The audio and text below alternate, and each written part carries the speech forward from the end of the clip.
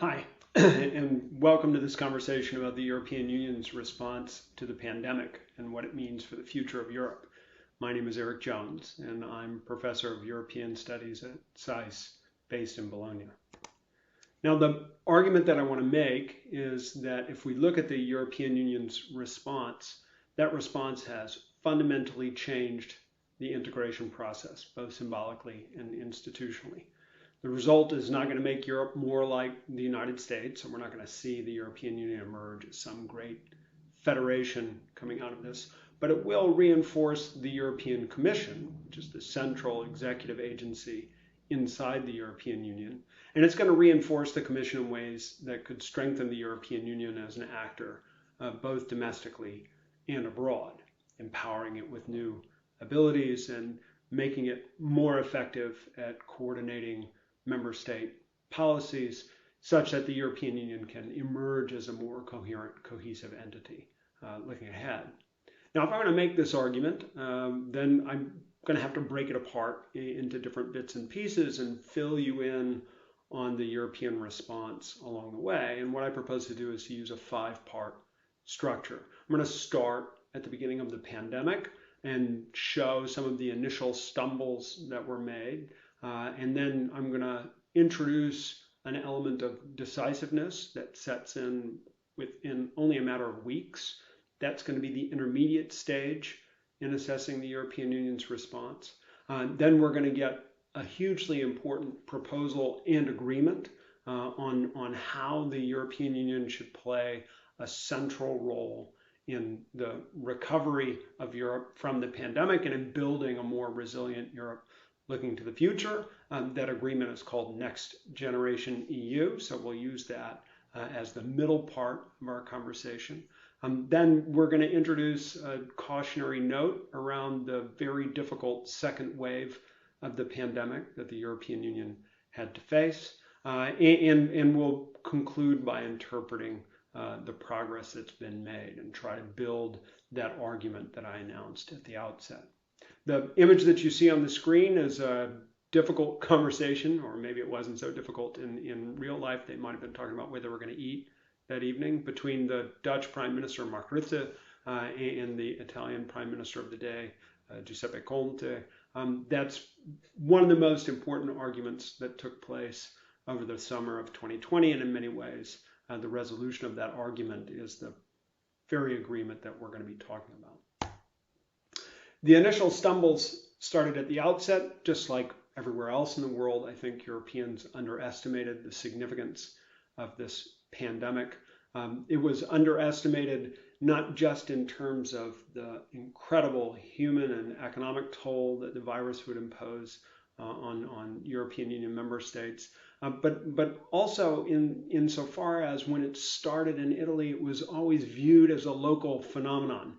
The global nature of this was not all that well appreciated. And so as it spread quietly within the Italian population and then burst violently onto the scene, it was easy for other parts of Europe to have the same reaction that Italians had initially and to look at this as an Italian problem.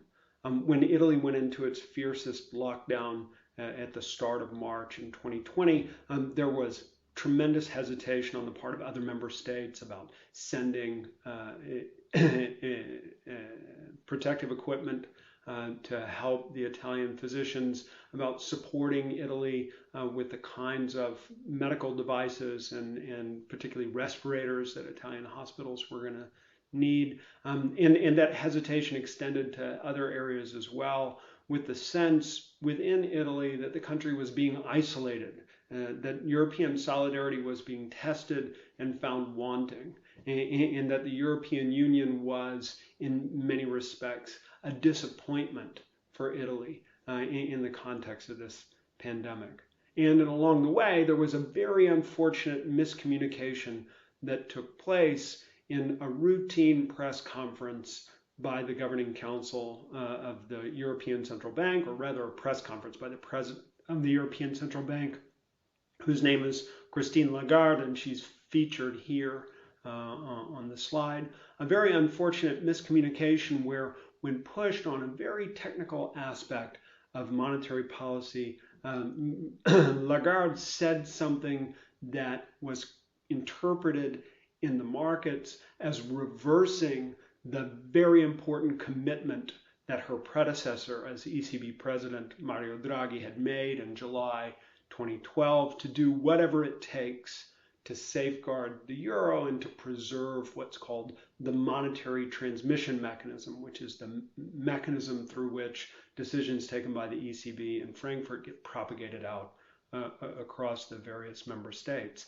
And in the context of that miscommunication, the markets turned ferociously on Italian sovereign debt, selling off huge volumes of Italian sovereign debt and raising the differential that Italian government must pay to borrow money relative to the German government, and in a way that was very reminiscent of the last crisis, that signaled the potential, at least, not just for Italy to find itself in a very precarious situation, but also for the euro as a single currency to face another existential threat. Now, this miscommunication is in many respects ironic. It's ironic because the ECB had actually introduced a very aggressive range of policy measures that were designed to help support the European economy through what the governing council of the ECB, its principal decision-making body, recognized was going to be a difficult economic period. It had promised to expand the volume of assets that it purchased, particularly in terms of sovereign debt. It had also introduced new subsidies to prop up the banking system and ensure the smooth flow of credit from the ECB through the banks to private industry. So it was doing a lot of really good things, some of which were very innovative, and I've described that in greater detail at the time in videos that you can find on my website. But the miscommunication became the central focus for how the markets reacted, and it looked as though Italy was not only isolated in the context of this very early phase in the pandemic, but that Italy faced what might turn out to be an existential threat to its participation in the euro and to its membership in the European Union. And that's when the decisive interventions came into play. You see, in contrast to the last crisis, the crisis that began in 2007 and 2008 with the implosion of subprime lending markets in the United States and propagated very quickly across the Atlantic to take down a number of large European banks, unlike the reaction to that crisis, the crisis this time was confronted with very decisive action. If President Christine Lagarde, ECB President Christine Lagarde, misspoke on the 12th of March, by the 19th of March, she was determined to get across a very clear message that the governing council was ready to do whatever it takes in order to stabilize financial markets within the euro area and to prevent a country like Italy from being pulled out by dint of market forces. They introduced this pandemic emergency purchase program that started out as a 750 billion euro basket of reserves that they could use to buy sovereign debt instruments or other assets that they needed in order to stabilize these markets. And then they subsequently in June and in December of 2020 expanded that program quite decisively so that by the end it was worth 1.85 trillion euros. This is a huge innovation in the way that the ECB works. The European Central Bank was not the only organization that was innovating. The European Commission first announced ways that member states could begin to intervene directly in the balance sheets of companies, propping them up with subsidies and not violate the rules for state aids or for competition within the single European marketplace. And then on the 19th of March, they expanded that and relaxed those rules so that states could go in and prop up not just private sector firms, but also private banks in ways that would ensure, again, the smooth flow of credit, because the Commission recognized that it's not enough for the ECB to try to push credit into the markets. The banks have to be prepared to receive it and there has to be somebody who wants to borrow it on the other end. And so this relaxation of the rules for competition was hugely important in stabilizing European economic performance. And then on the 23rd of March, the Commission invoked what's called the General Escape Clause, basically allowing itself and the member states to reinterpret the rules for macroeconomic policy coordination so that governments could run the deficits necessary and run up the debts necessary to ensure that the economies of the European Union didn't collapse as the lockdowns were spreading from Italy to other parts of Europe. Then I think there was this decisive agreement first in the Eurogroup on the 9th of April and then in the European Council on the 23rd for 3 new kinds of instruments to be deployed. One called SURE, operated by the European Commission, that would prop up both employment protection and national unemployment schemes with 100 million, no, that says 100 million, it should be 100 billion euros in funding that could be distributed to governments in need. And this money would be raised by the Commission on bond markets and then repaid as the member states were able to repay the money that they borrowed.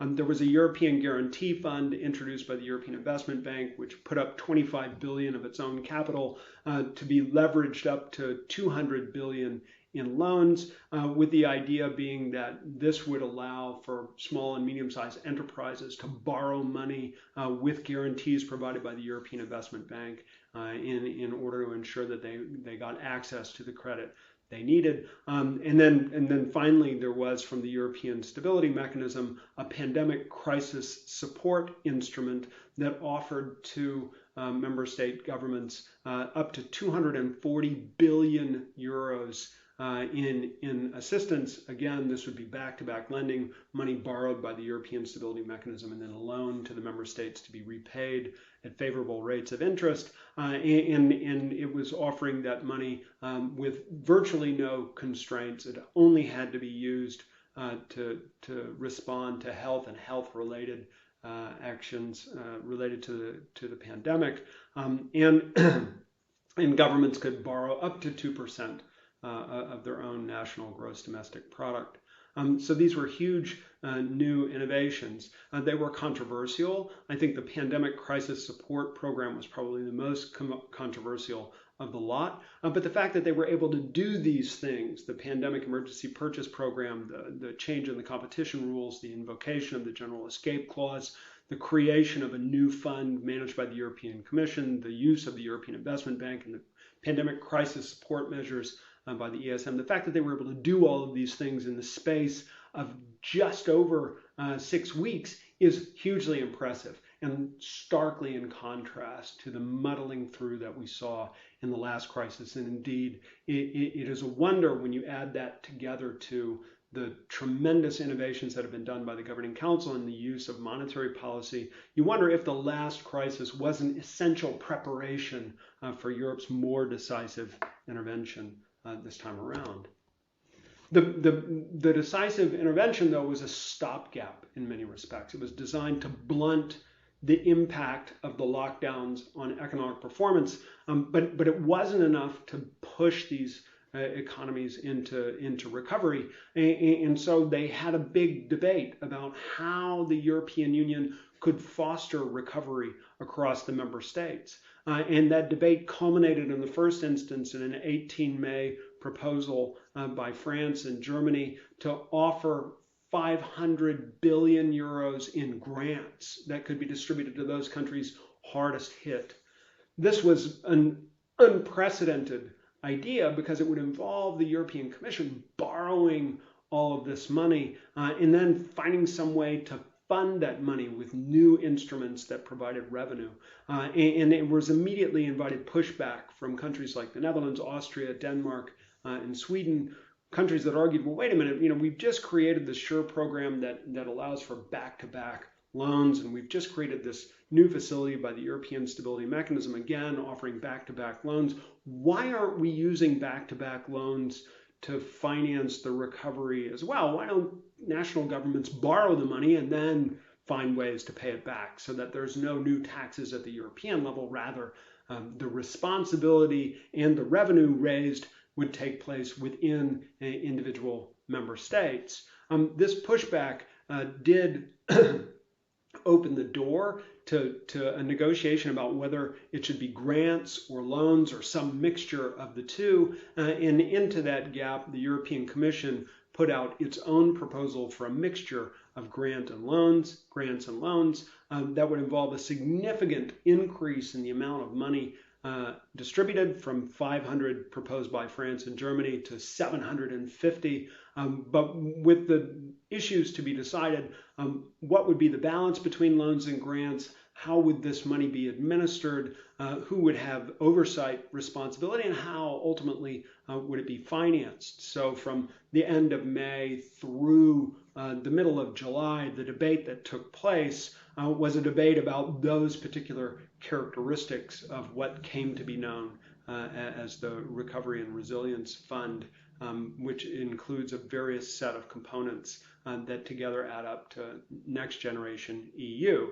Now, it happened that this negotiation took place alongside the regularly calendared multi-annual financial framework negotiations. Each 7 years, the European Union has to decide how it's going to budget the 7 years to follow. And those two things came together in a single conversation. The Next Generation EU is in many ways linked to the multi-annual financial framework, but Next Generation EU has unique characteristics. It's 750 billion in additional funding, 360 billion of that is in terms of loans, 390 billion is in terms of grants. A significant share of those grants will channel into EC or EU priorities and will be managed by the European Union itself, but roughly 312 billion of those grants will be given off to the member states most affected. And this is a huge innovation. The European Union has never done something like this before. And it's a huge innovation in support of key themes. The digital and green transformation are two of the most important themes that are embedded into the program, but this wider notion of resilience, ensuring that European economies not only recover, but that they're more robust in the face of future shocks, that's an important theme as well. And what we discovered after the fact is just how important that notion of resilience is because of the way it's being interpreted, and interpreted specifically by the European Commission, because what Next Generation EU does, it introduces the opportunity for the European Commission to apply very strict supervision, both in the approval of national recovery and resilience plans and in the implementation of those plans after the fact. And it does this supervision according to a strict timetable. The plans were supposed to have been submitted by the 30th of April this year. The approval will take place by the end of June. There will be funds released starting on the 1st of July. All of the contractual obligations should be met. So all of the procurement and investment contracts should be met by the 31st of December in 2023, and all of the money should be spent by the 31st of December in 2026. This is an unbelievably fast progress that has to be made, and the Commission will ensure that member states keep up with the pace, or they risk losing their access to these finances. And crucially, all of this is made possible because of a promise, still vague, that they will find new resources, both to finance the initial launch of the debt and to begin to amortize and pay off the debt over time. Finance that could come from taxes on digital commerce, could come from green taxes on non-renewable, non-recyclable plastics, or could come from carbon offsets. There's a wish list that they introduced, but no firm commitments. This agreement was hugely important nonetheless, despite the vagueness around the edges, because it ended that debate that I talked about earlier between Mark Rutte and Giuseppe Conte in a way that was a victory for all sides in many respects. And just as that debate ended, and just as the feel-good was percolating through European society, questions began to arise. Some of these questions had to do with the extent to which it actually made sense for national governments to borrow money from the European Commission, given the onerous nature of the supervision they would have to face, particularly if they could borrow money almost as cheaply in the markets without having that European Commission oversight. So Spain and Portugal, for example, announced very early on that they weren't going to borrow any of the money. And those same countries were also very reluctant to borrow from the European Stability Mechanism. As a matter of fact, no one accessed the European Stability Mechanism. Digging more deeply into the data, it became pretty clear that the European Investment Bank guarantees weren't being taken up all that much either. Indeed, by the end of April 2021, of the 25 billion in capital the European Investment Bank had set aside to offer these guarantees, only about 11 billion had been deployed. So we're talking about a 40% take up, more or less.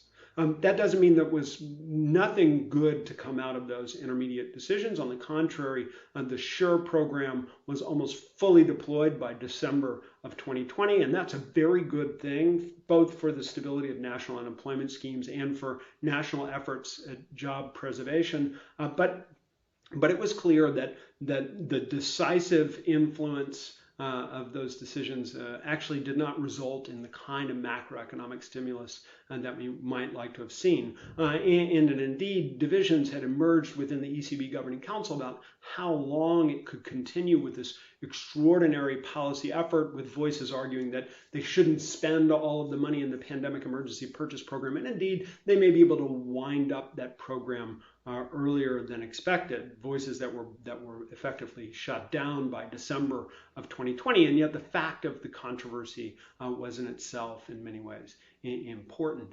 Even more important was the controversy over this own resources decision. An own resources decision is this whole conversation about new tax. It needed to be accepted by everybody. It was tied to the multi-annual financial framework. And some countries were apprehensive that if they agreed to this provision, they might find themselves facing somewhere down the line conditions attached to the use of next generation EU funding that would reflect their relative preservation of the rule of law. And there were countries that were unwilling to be scrutinized in that dimension in the context of the recovery program. There were also other countries that were uncomfortable with the implication that seemed to be widely made that the next generation EU was not a temporary emergency response to a particular crisis, but rather the first step in what would become a permanent feature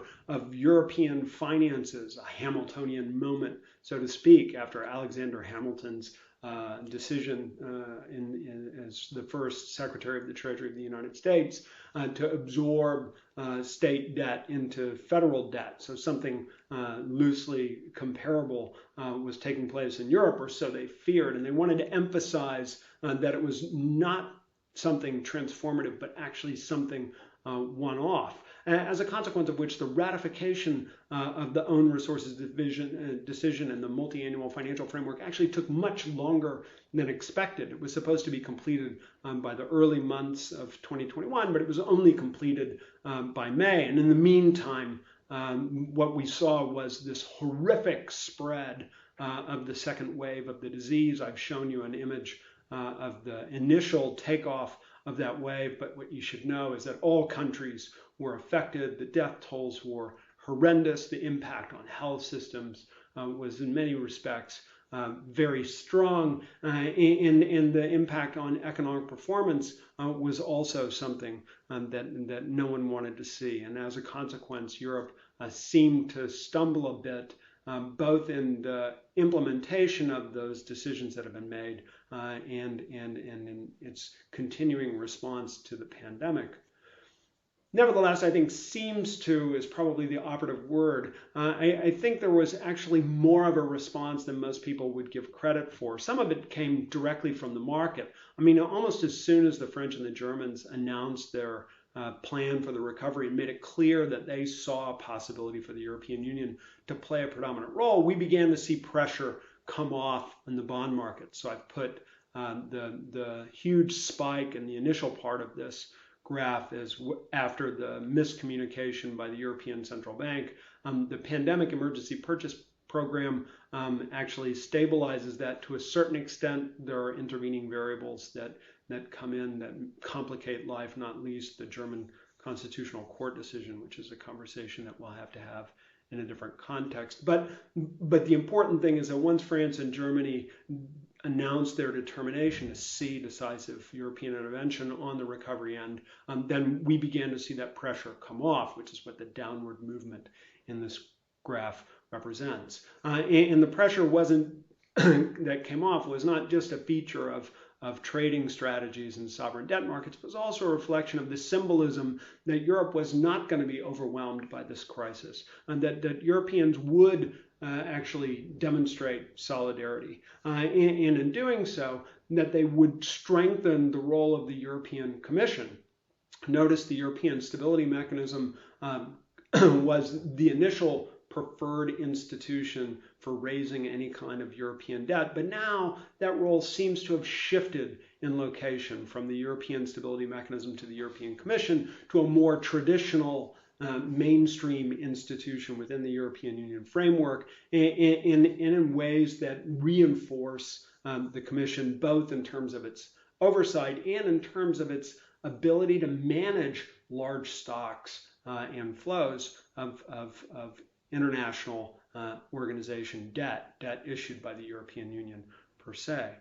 Of course, we still haven't resolved what new tax instruments will be created. It's not quite clear what resources will be used to pay this back, but it is clear now that everyone has ratified the own resources decision that there will be resources. So the fact that there will be a fight is not something that we should fear. And the fact that the European Commission will have these large-scale treasury operations is also worth paying attention to, because it means that the European Commission will be available if there is another crisis. This is not to say that the European Commission is going to be a permanent federal budget, but it is a permanent debt-raising facility and debt management facility, and so a permanent resource that can be drawn upon in ways that would have been more difficult to draw upon before. And in all of that, the European Commission is strengthened analytically and institutionally, and the European Union is strengthened along with it.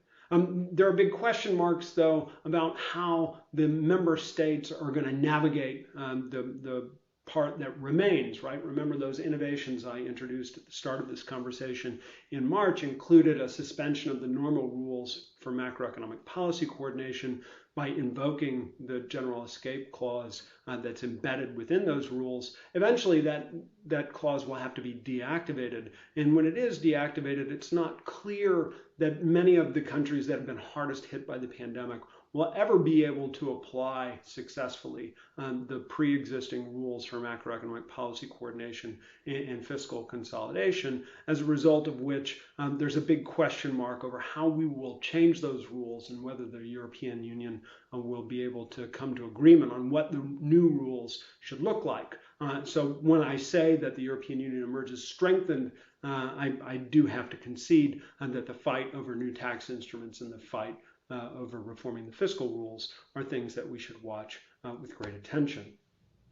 The EU is stronger now than it was before. The member states have the chance to become stronger and more resilient as well. If they use the next generation EU funding, if they use it productively, if they manage to keep with the incredible pace of these national recovery and resilience plans, then we should expect a new dynamism in the European economy. The next 6 months are going to be crucial. We're going to know already by the end of the year whether these programs are approved by the Commission, whether the initial funding is introduced, whether the reforms necessary to implement these projects on an accelerated pace have been successful. I put Mario Draghi in the picture because I think the challenge he faces as Prime Minister of Italy's national unity government is probably the greatest that anyone will face on the continent. And the reforms that he's got to introduce over the next 6 months are going to be very much worth watching closely. But hopefully by the end of the year, we'll see a lot of that movement already in place. Hopefully also the pandemic will have come under control by that time through the aggressive use of vaccinations, and the economic recovery will have gained momentum. So it's very possible that by the end of the year, we'll have a very positive story to tell, much more positive than we would have anticipated at the start of March in 2020. The work ahead is considerable, but there's real reason to hope that Europe can manage to do better at the end of this crisis than it did at the end of the last one. And if it does so, we should expect that Europe to be more forceful, not just as an internal entity, an internal union, a common market, collection of states, but also as an actor on the global stage, because what we've been missing for the last quarter century has been an effective European Union presence, and that effective presence we may begin to see. Anyway, that's the hopeful version of the story. Let's see how it plays out. Thanks for your attention. It's been great talking with you.